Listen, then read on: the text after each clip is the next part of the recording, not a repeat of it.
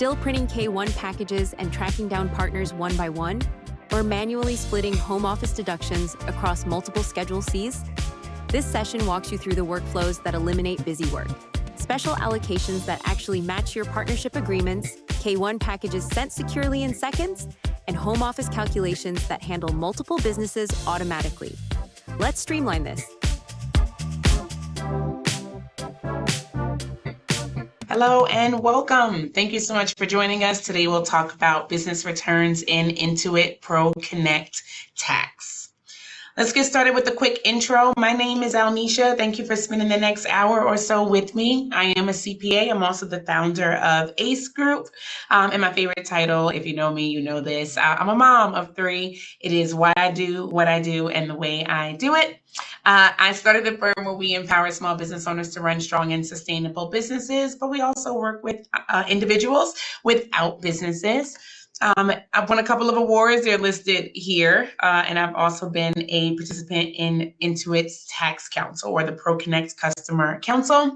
I'm a mentor at my alma mater, Go Montclair State, and I measure success by how much control I have over my time. I think that's important to mention because it tells you a lot about why I work the way I work. I'm all about efficiencies and finding ways to do things quicker so that I can get home and do the job that I really want to do, which is momming my 3 very cool children.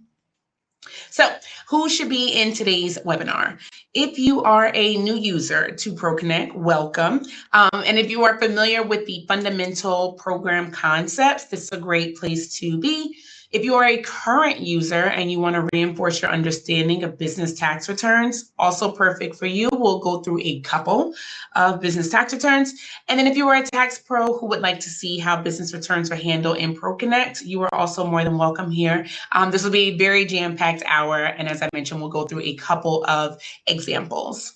By the end of this webinar, you should be able to do the following. Enter business use of home expenses for 1040 tax returns. Efficiently allocate income and generate K-1 packages for 1065s. I'll also show you how to generate those K-1 packages for S-Corp returns. Enter officer comp and shareholder distributions for 1120S returns. And resolve common balance sheet issues and apply strategies to suppress unnecessary schedules for several of the returns in ProConnect. Now, the good thing is, through these returns, although they are different returns, a lot of the functionality is similar and familiar. So once you've seen it for a couple, I think it starts to sort of like set in for the others. Here's our agenda. We'll look at that 1040 business use of home. All of this will be demoed for you. I'll take you through a few screens in the partnership returns as well as a trust return, and then the 1120S. I'll also show you a little bit about officer compensation as long as we have some time in that 1120 return. We'll talk about the QBI deduction and then some balance sheet troubleshooting tips. And our disclaimer, this is educational in nature, should not be construed as tax advice. So let's get started. 1040 business use of home. This is for our sole proprietors and single member LLCs working from home, which seems to be nearly every business owner. Let's talk through the deductions. Now, I'm sure you're probably really familiar with these deductions, so I won't go into major detail, but I do just want to lay the groundwork before we get into the platform. ProConnect is capable of calculating and optimizing between the simplified and the actual expense deduction. This is an annual choice, and if you are working with a business owner who has several businesses that they operate out of the same office, you have to consistently apply each method. So if they're using one office for 2 businesses, you have to either use the simplified for both or the actual expense for both. You cannot split the 2. If they happen to have totally separate and exclusive home office spaces for several businesses, then you could decide to do simplified for one and the actual for the other. This here is a clickable link should you want to go to the IRS publication. And then this information on the side is just going to provide some additional detail on simplified versus that actual expense method. Now, what I like to do, especially with new business owners, I like to have them gather the actual expense information because the only way we can really tell them which option is better for them is to have them actually gather the information. And then from there, if they decide that they'd like to proceed with the simplified, then They make the election, they tell us that, and then we'll just continue on with the simplified deduction. But until we can show them the real numbers, that's a little bit difficult. So when you are inputting this information into ProConnect, you're going to use the actual expenses, and ProConnect will produce a worksheet. It's going to tell you which one is more beneficial, actual versus the simplified method. If you put in those actual expenses and ProConnect determines that the simplified method would have been best, you'll get a diagnostic. So on that check return screen where all of your diagnostics are, it's going to tell you that the simplified method would be more beneficial for your taxpayer. Because you can input this information in one screen, you're going to streamline your input of direct versus indirect expenses. Don't worry, I'll show you. We'll be able to allocate the home office deduction between multiple businesses. We can check a box to adjust the mortgage interest and real estate taxes so that only the non-business portion is going to appear on the Schedule A for itemized deductions. And it will maintain the information to carry forward home office deductions that you weren't able to take this year so that you can use them next year. So if you have a home office and it's used in more than one business, you run two businesses from home, they share an office, here's how you're going to input this information. Now, I think this is really helpful if you're watching this and sort of following along on a replay, but since you are likely here live, I want to make sure that I show you how in a demo. We'll walk through the steps and then I'll show you in ProConnect. You're going to enter the full square footage of the home office on both screens, and I'll show you what that looks like. Your indirect expenses, we're putting on both screens. Think of your mortgage interest, your property taxes. Indirect expenses are essentially expenses that are not solely for the business versus direct expenses. They are specific to the business, specific to that specific home office. I'll show you that. As I mentioned, if the worksheet says, hey, simplified would really be more beneficial for the taxpayer, you'll get that diagnostic so that you can go back and elect it. When you're at the drop-down screen, this definitely works better in demo, so I'll show you this, but you're going to select that first home office for both businesses, and then you'll indicate which percent of the indirect expenses apply to one business versus the other. Okay, so when the taxpayer is electing the standard deduction, and the taxpayer has paid mortgage interest and property taxes, this gets split a little bit different on the tax return. So lines 10 and 11 on the tax return are for expenses shared between personal and business use if they itemize. Lines 16 and 17, those are business-only expenses when the standard deduction is taken. As I mentioned, ProConnect has that little checkbox that's going to allocate that for you. And while it doesn't make a difference, like at the end for the final deduction, this is technically the correct way to report it. And my goal here is to show you the correct way, especially since it's literally just a checkbox to make sure that it's allocated appropriately. All right, so let's do a demo. I'm going to switch over to ProConnect, and then I'll show you how to input this information into a sample return. Okay, so I'm in a ProConnect demo tax return, and I'm just going to search for my name because I've got a bunch of little samples in here. And let's start with Bob. All right, so here, almost everything I start with here, especially if I've already worked on the return, if this is a real return, I'd start here and select for e-file. But generally speaking, you'll almost always start from the input return section after you've selected what you want to do for e-filing. So here we can see that our taxpayer, Bob, has two businesses. A welding business and a consulting business. And Bob has told us that he uses one home office for both of these businesses.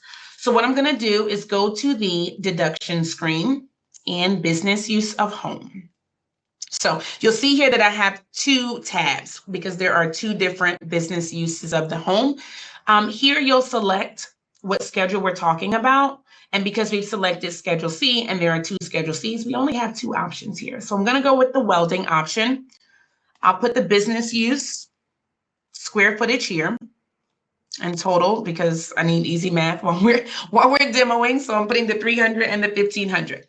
Now, what I typically do, because I'm a huge fan of flagging things in ProConnect, when you flag items, they bunch up over here in the flagged items section. And for me, this is a lot easier to see like what I had questions about. And if I'm working through some figures or I'm trying to see the impact of something, flagging it gives me a really easy way to get right back to it.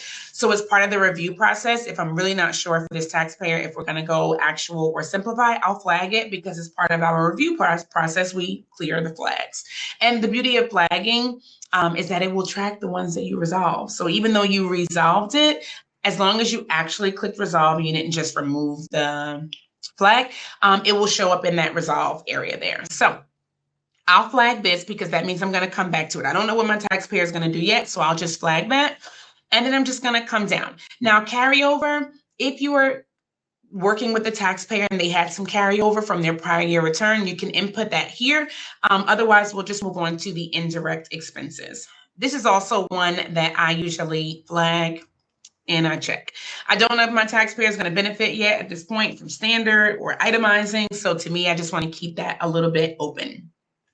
So I'm going to just go ahead and enter these indirect expenses. My taxpayer's mortgage interest, I'm just going to use same numbers because I need simple math for demo. I'll put in the insurance. I'll put in the utilities. All right.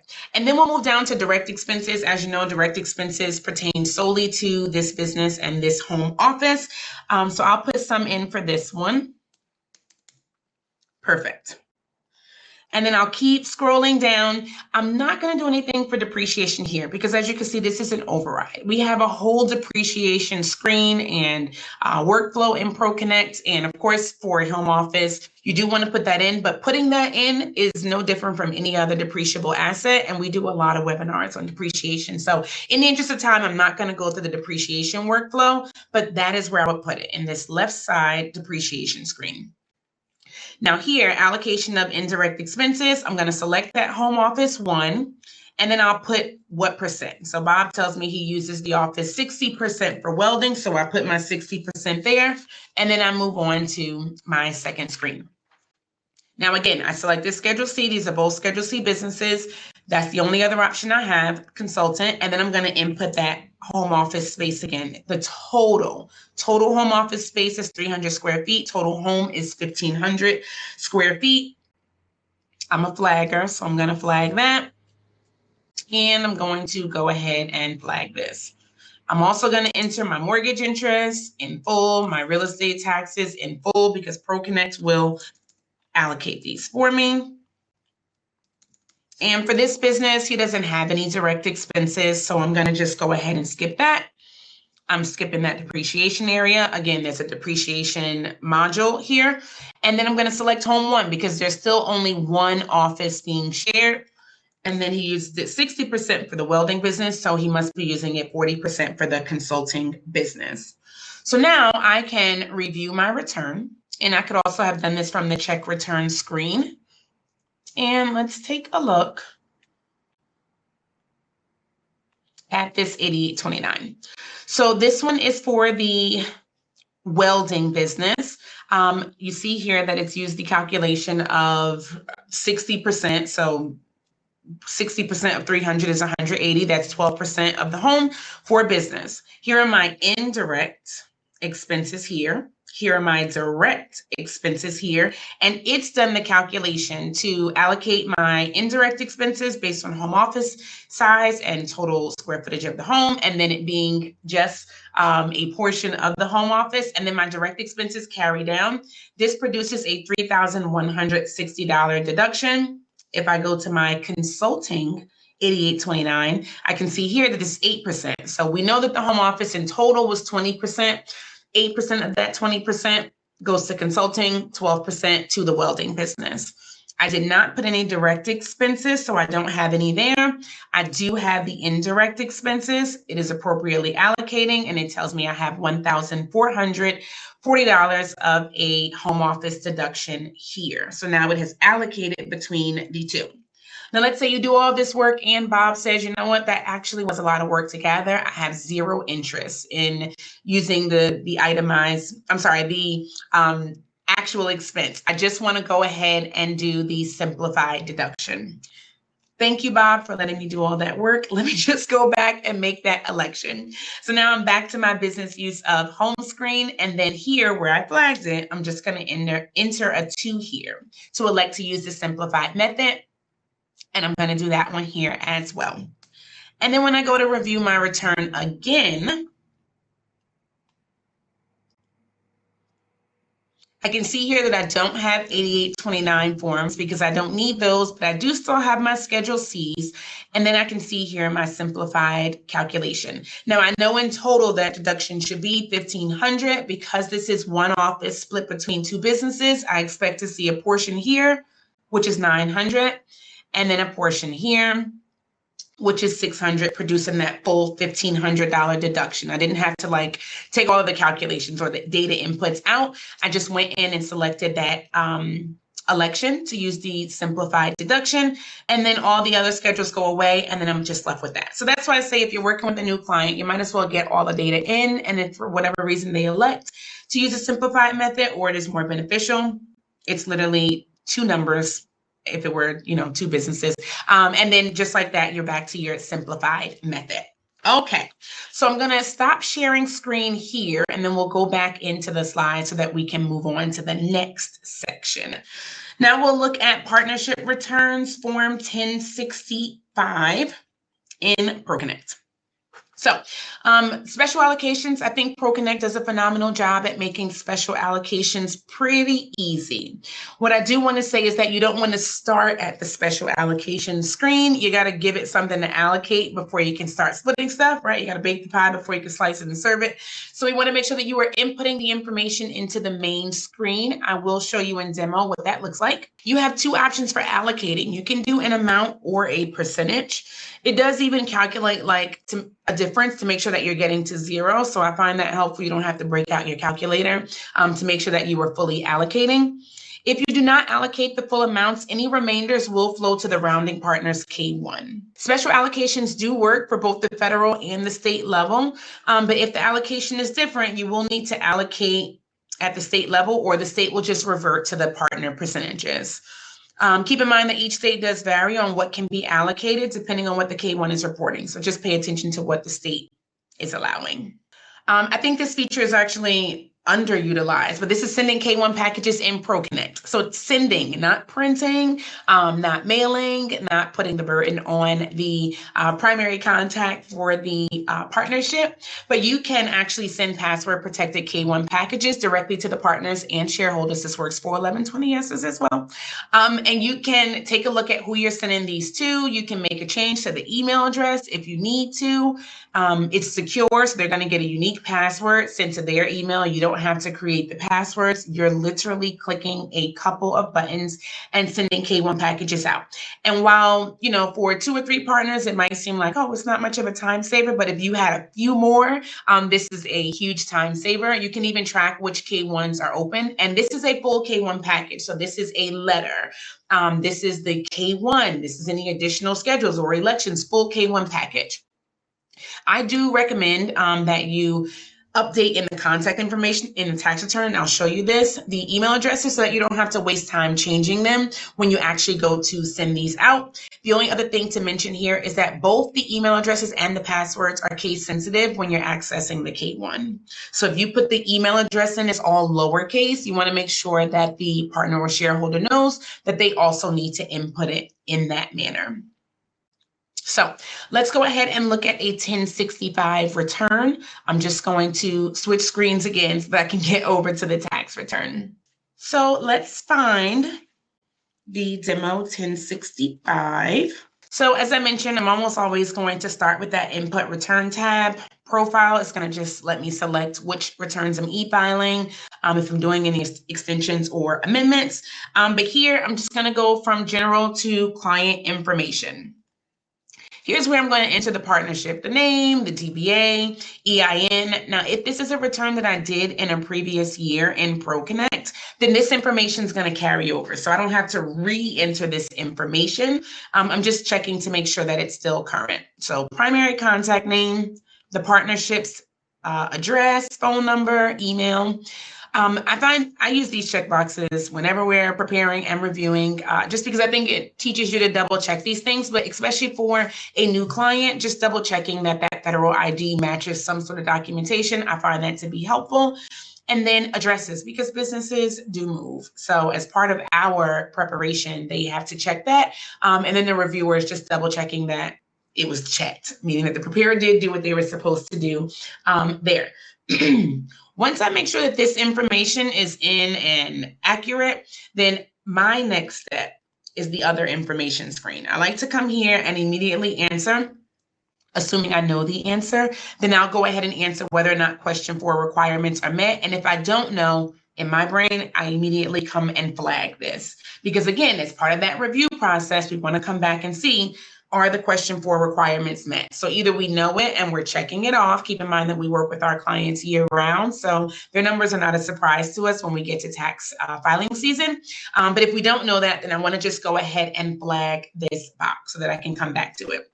Wherever you see this little question mark and a little circle, it'll give you some additional information here. So if you check this box, the question 4 Schedule B requirements are met, then some schedules are going to be suppressed. But if you happen to be a superstar tax pro and you want to generate these schedules for your taxpayer anyway, you do have the ability to force these to print. If you would like to force these to print, then you're just going to go to balance sheet here on the left side, balance sheet miscellaneous.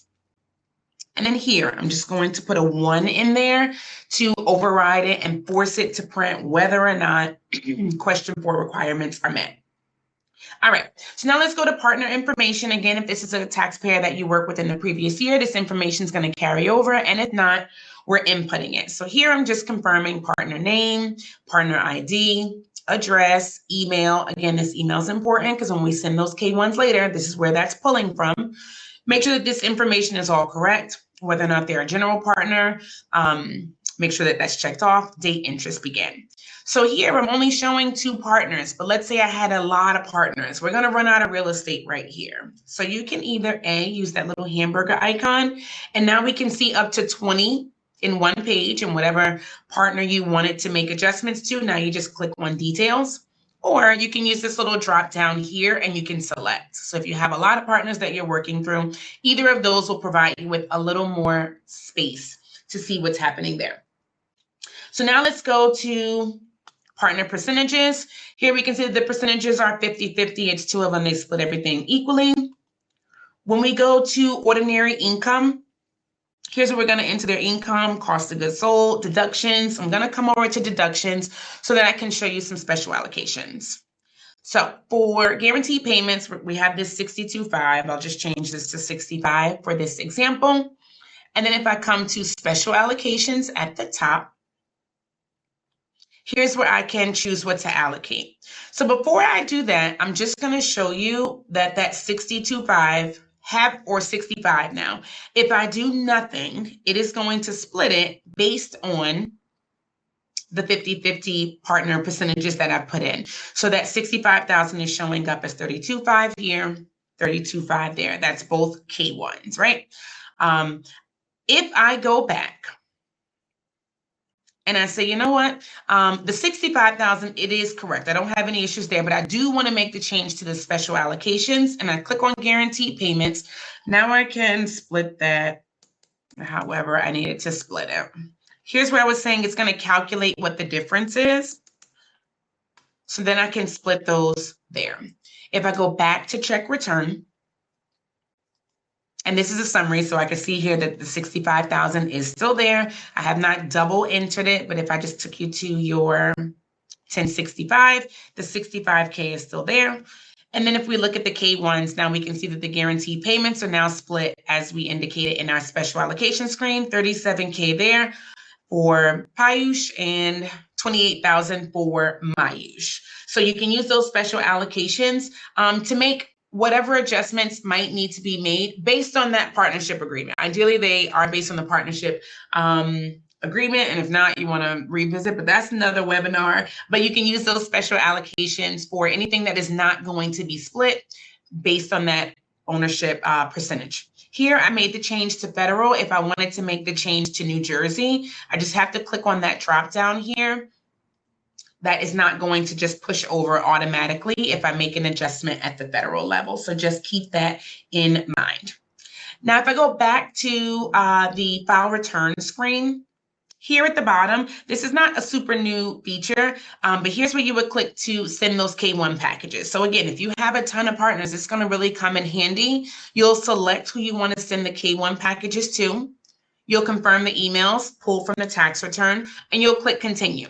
I'm not able to do that because this is a tax return. I can't actually send any, but this can be a huge time saver. It's also super secure. And again, it takes the burden off of you as the tax preparer and also as the primary contact, whoever that person is, it takes the burden off of them from splitting it.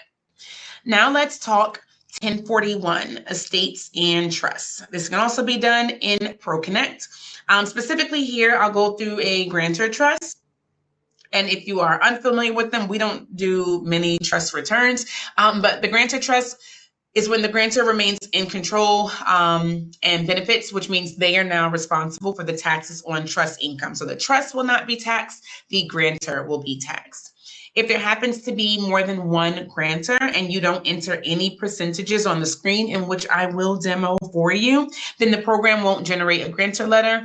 That's usually a good sign that something is missing in the tax return. But when you do assign it, and that's a very important step, hence why I want to show you in the demo, then you will get that grantor letter to generate. When you are entering that grantor letter info on the 1040 for the grantor, because remember, that's where the taxes are going to be paid, you want to enter that income directly in the screens based on income type. So for example, if there were interest and dividend line items there, you want to take the interest and dividend amounts from that grantor letter and you want to input those on the 1040 in the interest income section and in the dividend income section.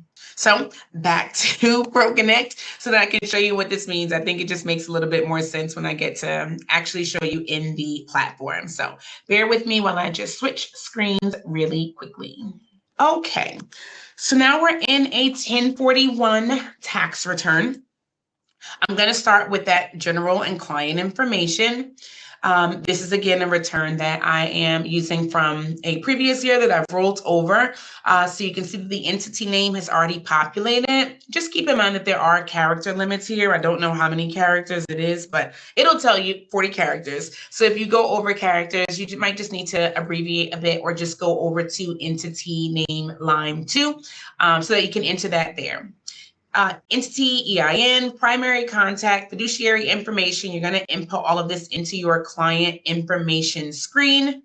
You have those check boxes. Remember, I was mentioning that a lot of this starts to feel familiar, and the information that you see, even like in a 1040 on a Schedule C, you'll see here as well. So we're inputting all this information here. It is important that you put the type of entity. Here we're selecting grantor trust, which is number 4. So I can unflag that because I have confirmed that that is exactly what we want to put there. I did indicate that they're a full year resident, county, all of that sort of information. Under electronic filing, I'm going to put the grantor information. This is only required for grantor returns. So as you recall in that client information screen, this could have been any of these, right? So I'm specifically selecting grantor trust. And then on that electronic filing, I did enter my grantor's information there. So now I'm going to go to beneficiary and grantor information.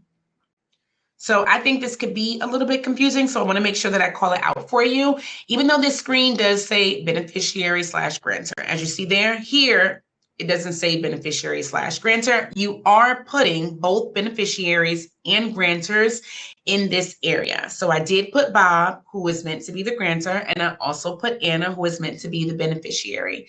The information that I had to put in for them, both the same, right? Anna should have a phone number and Anna should also have an email address in there. But yes, Anna's meant to be the beneficiary. Now, here's the important part. I'm going to go to grantor distributions, and this is how I'm going to indicate to ProConnect who's my grantor. So I'm going to put here the percent, and I'm going to put 100 for Bob. And is that Anna? Yeah, so take that out for Anna. And I'm going to put that in for Bob. Perfect. So this is letting ProConnect know Bob is our grantor, Anna is our beneficiary. If you don't do this, then the program doesn't know who is who, so it can't generate that grantor letter. And then while I'm here, I'm just going to go to grantor letter options. You have some options here. I like to do the 1040 line references. I think that could be helpful. So I would input that there. And then who really is concerned about graphics borders? You may or may not be concerned, but you have the ability to input those borders as an override. Once I've done this, then I'm going to just go over to review my return. Now, keep in mind that when it comes to these returns, the income is considered earned by the grantor, which means that even if it's distributed to the beneficiaries, it's going to be taxed to the grantor. So our expectation when we look at this return here is that we see this information for Bob and we don't see it for Anna. So when I look at the grantor 1041, I expect for the majority of this to be blank. I expect to see this blurb here. And as you can see, I don't see any numbers, which is what my expectation is. When I come to my grantor letter, I expect to see this income for Bob because that's what we indicated in the tax return, and I do not expect to see any for Anna. So that lets me know that this information did go in correctly. And then when Bob is doing his 1040, he's going to use this grantor letter to input this information. Now here is where we indicated in that the options that we wanted to put the line on the 1040. And if someone is preparing their own return, I find that it could be helpful because they're not getting perhaps a schedule that they may be used to getting, like a W-2, a 1099, INT statement. So it may be helpful to include those line numbers on this grantor letter. So here's where we'll talk about S-Corp and C-Corp tax returns. All right, so I will show you this in product because I think that's just a lot more helpful. S-Corp and C-Corp returns, as far as entering officer, shareholder information, I think they do look pretty similar. What I'll show you is in the S-Corp return, the 1120S, where you go to enter things like shareholder compensation and distributions, and then I'll immediately go right into the 1120 to show you where you put officer compensation so that you can see they are in similar places. But I think it can sometimes be confusing as to putting it in the place where I think it's a little more clear versus putting it in an override area. So let's take a look at that very quickly, and then we'll come back and do poll number 3. So let's go here. We are doing an S-Corp return first. All right, so again, I'm almost always going to start with that client information screen. Here's where you're going to just make sure that you've filled in your S-Corp name, the federal ID number. Let's make our primary contact. It can be Periwinkle. So I'll just copy Periwinkle's name here. And I'll make Periwinkle our primary contact. Address information, again, once you verify the address, verify the EIN, we're going to fill that in. All this information is carried over from the previous year. We confirm that it is still accurate, and then we can move on. So if we go to officer information, here you'll see that we have our 2 officers here, and then we have this box, officer compensation. This is where I recommend inputting the wages for your shareholders. So let's say they both get 100,000. There we go. And Violet also gets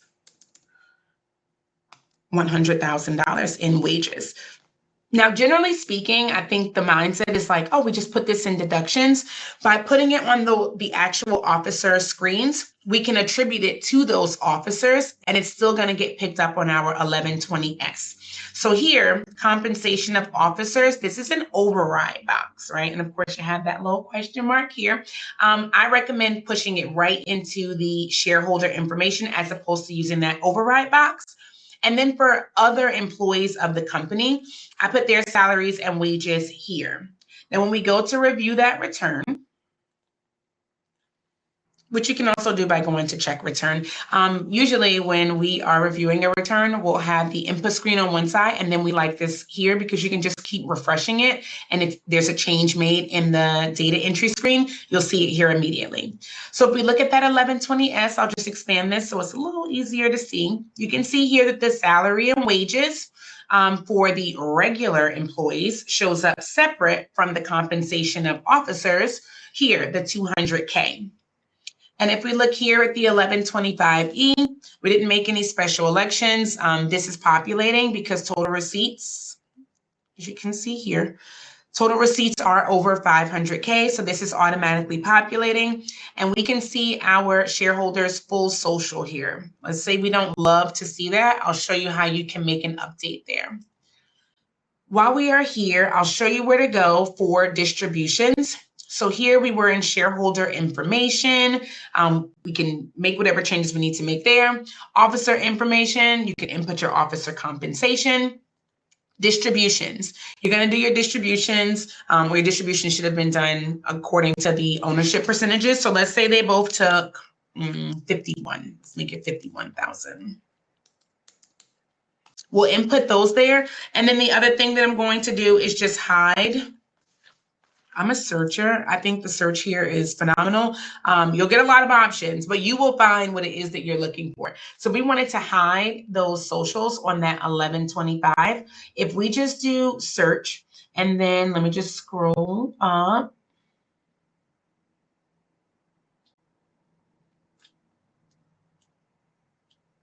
Here.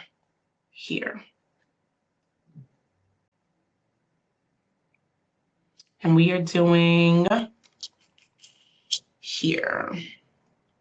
So if we want to hide socials, wherever we want to hide socials, here, Schedule K1 package. I don't love it to be hitting on the K1, but let's say you need to hide it there. Yes. If I want to hide it on my 1125, I can also choose to hide it on my 1125 so that it's not showing up. You have immense levels of overrides when it comes to your returns. Probably almost too many overrides, but whatever it is that you did not want to show up, you have the ability to hide it. If we go to officer information,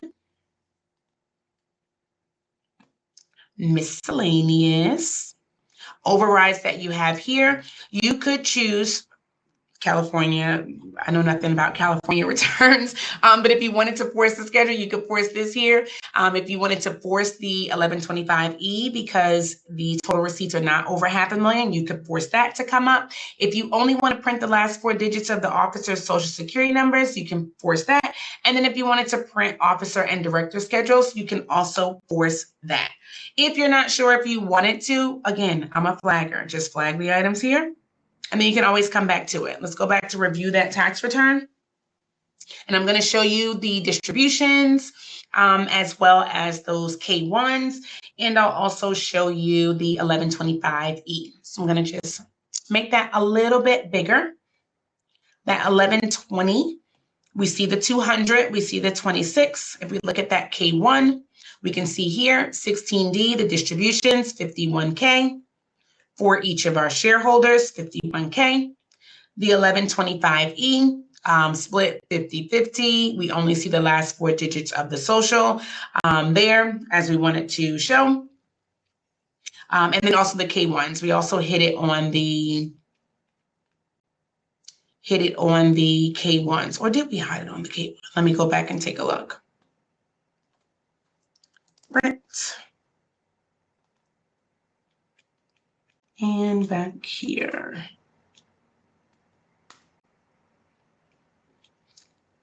Schedule K1 package. Oh, so on the K1 package. So let's say when they get their K1s, not the main K1, when they get their K1 package, which is similar to when you send your partner, that's where you're going to hide it. So when you go to file return, just like we did with that partnership return, send K1 packages, we click this, and then when you go to send it, which I can't send because this is a demo, that is where you'll see just the last 4 digits. Now, if they are going to be sharing it with outside parties, you might find that to be helpful. We will typically show the social, and then if they say, hey, I have to send this to someone else, we just say, hey, let us send you another copy with your social hidden. You have options to do that. Now, while I'm here, I'm going to just go ahead and do the 1120 so I can show you where that officer compensation would go. And then similar to the 1120S, again, as I mentioned, this all starts to sort of like feel or should start to feel very similar. You have the client information here. You confirm this. You have your officer information here where you can confirm this. We have the ownership information. If there were any changes you needed to make here, again, this is a return that I'm carrying over from a previous year, so I don't have a whole lot of stuff to put in there. And then in my deductions, I'm going to go ahead and fill in my officer compensation.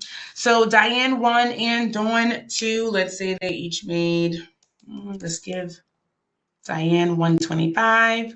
Let's give Dawn 2, 85K, 125 and 85, 210,000. So when we go over to look at the return, now you've seen me do the review return button. Here I'm coming to the check return screen. I get to see like this little summary here. But if I want to see my actual forms, I can just click on that US button there, click on the 1120, and then I'm able to see the compensation of officers. The form 1125E is not populating here, but of course, if I wanted to force it, I do have the ability to force it to print. You will almost always be able to, not 1125A, 1125E. If you wanted to force it, you can force. 2 in this option is force.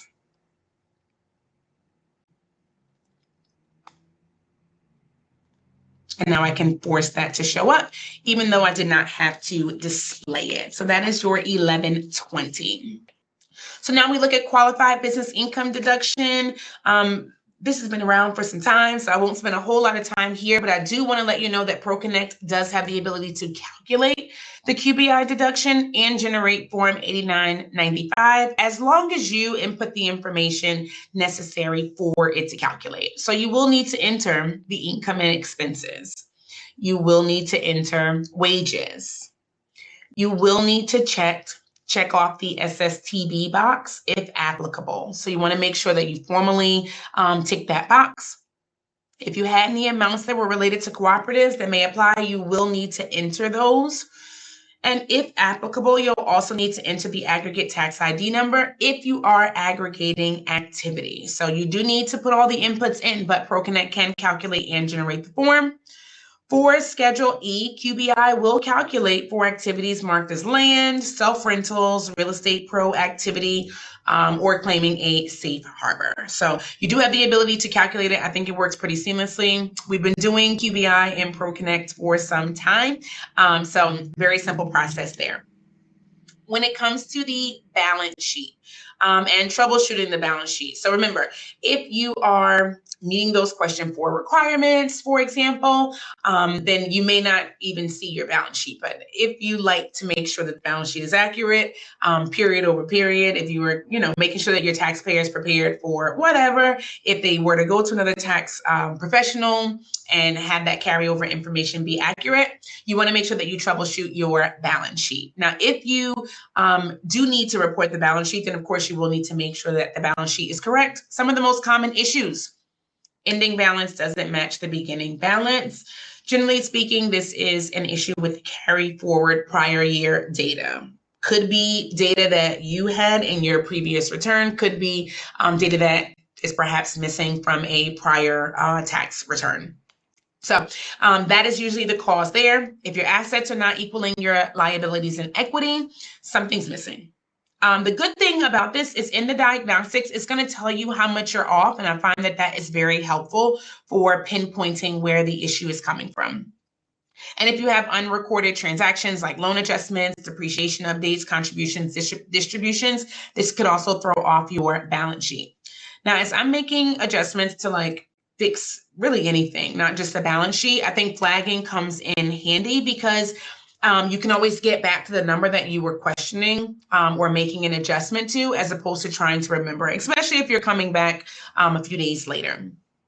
In ProConnect, if you are fixing your balance sheet, on the left-hand side in the input window, that's where you're going to go to your balance sheet Schedule L, and then balance sheet M1, M2 line item. You want to view your actual Schedule L from the check return tab. Again, working from two screens, I find it very helpful. Input screen on one, and then that check return tab or that review return page so that you can see the impact of the changes. Check those automatic calculations for things like inventory, depreciation, intangibles, amortization, partner, capital accounts. Again, you just want to go down the line to fix what could be causing the issue. If you put an amount in the ending column, it's going to override the program's automatic calculation. And if you were trying to zero it out, you want to put a -1. In general, if you're trying to get something to zero out 9 out of 10 times, -1 will do that for you. And then, of course, use the diagnostics to your advantage. There are thousands of diagnostics, and they will help you to avoid things that could cause your return to reject, things that are going to cause you headaches in the future. So make sure you pay attention to those diagnostics before you submit a tax return to your taxpayer to review and sign. When we are looking in ProConnect at the balance sheet and you have manually entered information, if you're having trouble with it balancing, double check whatever you manually input, especially during tax season where it's very easy to transpose a number. So just go back and double check things like that. And then for when you're in ProConnect, anything that the program automatically enter is going to be marked. So you'll know on the input screen when you take a look at it. ProConnect will automatically generate that balance sheet if your total receipts and your total assets are over $250K. If for any reason you want to either force or suppress, there will be an override option in ProConnect. And if you are unable to find it, again, just use the search tool. Miscellaneous information often has these overrides, but sometimes it can be right in the same section. If you are, for example, trying to force or suppress this schedule, then you want to just go ahead to that miscellaneous information. If you input a 1 there, then you are going to force, and this is a little small, I apologize, but if you print this screenshot, you'll be able to see here, corporation's total receipts and total assets at the end of the year are less than $250K, and then that's going to just go ahead and suppress it. For the balance sheet reconciliation of book income to income per tax return and the analysis of unappropriated retained earnings, this is not going to print unless you force an override if you put a 1 there. And here is our recap. We went over inputting home office deductions in the Form 1040, special allocations and generating/sending K-1 packages in the 1065, entering data into the 1041 for a grantor trust, C-Corp, S-Corp returns, how you would enter officer compensation, shareholder distributions, QBI deductions, some factors to consider. And then some balance sheet troubleshooting tactics. The takeaway there is that the diagnostics are your friend. Clear them, and the ones you actually don't need, ignore, but make sure that you take a good look at both the suggestions and the critical diagnostics. Support and community, you are not in this by yourself. So in addition to these webinars, you have the support of other Intuit accountants. There's the website so that you can search the program's guide and resources and explore the community. Connect with other experts and tax pros like yourself. Get inspired, hear what they're doing, learn from their mistakes, and all of those good things. If you are looking for more free training and resources like this one here, you have the Education Center at accountants.intuit.com/training, live webinars, recorded webinars, VCons, modules, and important articles. You also have the Tax Pro Center, accountants.intuit.com/tax pro center. Let us know what you thought about this webinar and if you found it helpful. I'll talk to you soon. Until next time, be well.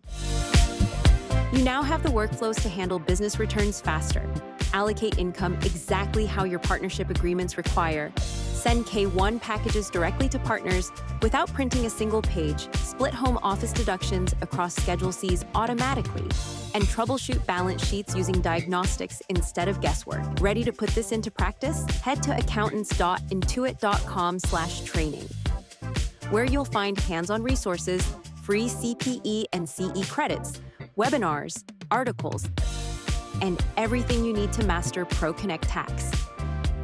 Let's keep building your expertise.